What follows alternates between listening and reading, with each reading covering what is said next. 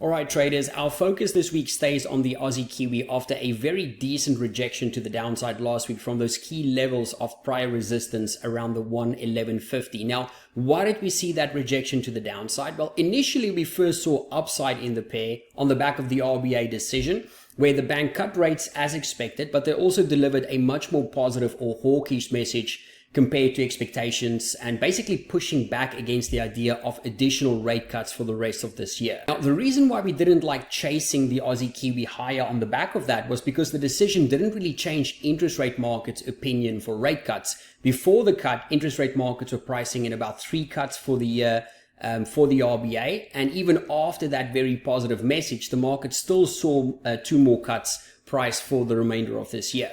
Now then we had the AUDNZD decision the day after that, which was the trigger for that short in the Aussie Kiwi pair.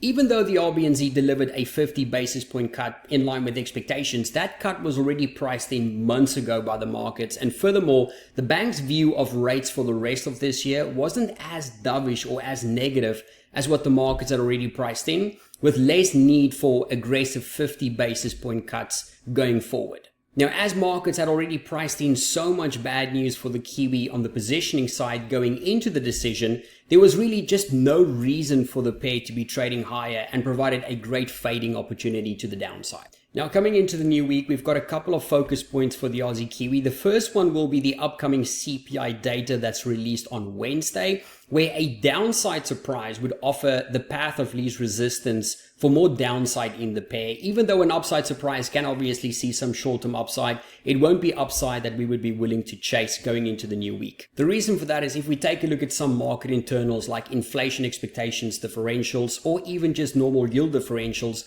both of these are already suggesting downside risk for the pair, and should we see inflation surprise to the downside, it'll just exacerbate that downside risk for the pair as well.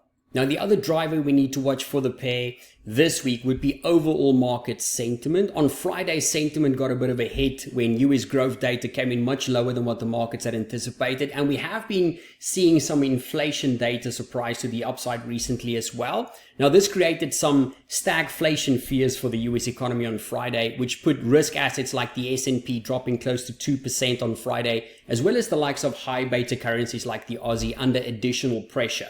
Now, apart from the US growth data, at the same time, we also had some renewed virus concerns for the first time in 5 years, with some initial reports of a new coronavirus spreading in China, one that at least initially looks like it could have some pandemic potential as well.